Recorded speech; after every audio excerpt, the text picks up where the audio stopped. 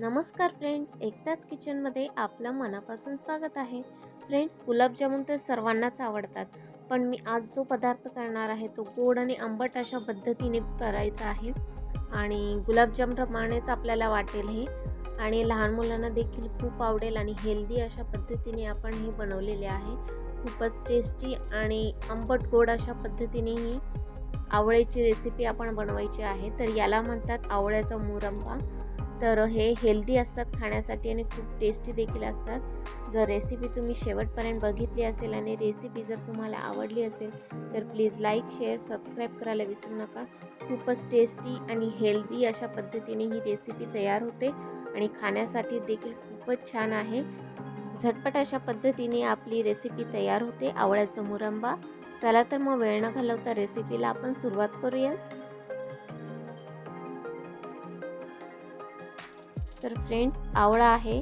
आवळा हा स्वच्छ धुवून घेतलेला आहे आणि खराब आहेत ते काढून घेतलेले आहे.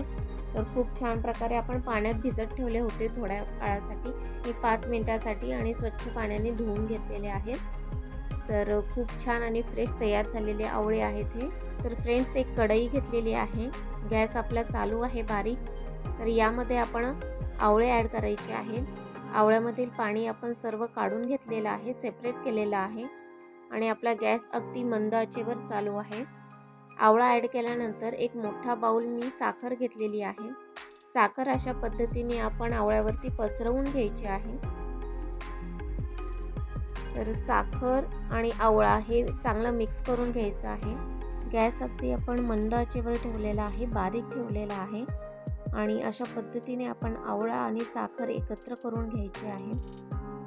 गॅस आपण मंद आचेवरच ठेवायचा आहे, जेणेकरून ते चांगल्या पद्धतीने गरम होईल आणि चांगल्या पद्धतीने शिजले जाईल. तर खूप छान प्रकारे आपण अशा पद्धतीने मिक्स केल्यानंतर त्याला हळूहळू पाणी सुटत जाईल. जेव्हा साखरेचं पाणी तयार होईल तेव्हा त्याचा पाक होईल तयार चांगल्या पद्धतीने. तर साखर आणि आवळा चांगला मिक्स झालेला आहे.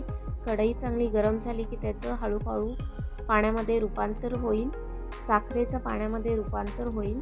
तर बघू शकता की त्याला पाणी देखील सुटलेलं आहे. तर या पाकामध्येच आपण आवळे जे आहेत ते शिजवून घ्यायचे आहे. त्यामध्ये मी 2 वेलची ॲड केलेली आहे. परत एकदा आपण ते हलवून घेणार आहोत. तर बघू शकता की साखरेचा पाक तयार होत चाललेला आहे. तर पूर्ण साखर आपली विरघळली गेलेली आहे आणि साखरेचा पाक हळूहळू तयार होत आहे आणि आवळ्याचा जो कलर आहे तो देखील चेंज झालेला आहे. साखरेचा पाक देखील घट्ट होईल आणि आवळ्याचा कलर देखील चेंज होईल. अशा पद्धतीने साध्या सोप्या सिंपल अशा पद्धतीने ही रेसिपी तयार होते. तर फ्रेंड्स, आता बघू शकता की याचा कलर देखील चेंज झालेला आहे आणि खूप सुंदर पद्धतीने पाक देखील तयार झालेला आहे आणि आपण पाकामध्येच हे शिजवून घेतलेलं आहे. याच्यामध्ये आपण थोडं देखील पाणी ॲड केलेलं नाही आहे.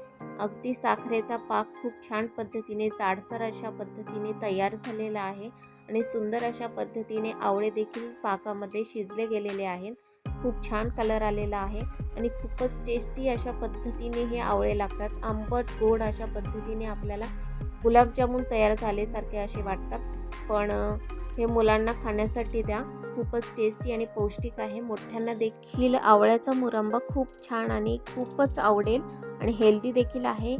सर्वांनाच आवडणारा असा पदार्थ मी बनवलेला आहे आणि खूपच साध्या, सिंपल आणि झटपट अशा पद्धतीने रेसिपी बनवून तयार होते. आणि रेसिपी जर तुम्ही शेवटपर्यंत बघितली असेल आणि रेसिपी जर तुम्हाला आवडली असेल तर नक्की ट्राय करून बघा आणि लाईक, शेअर, सबस्क्राईब करायला विसरू नका. चला तर मग पुन्हा भेटूयात नेक्स्ट व्हिडिओमध्ये नेक्स्ट रेसिपीसोबत. बाय.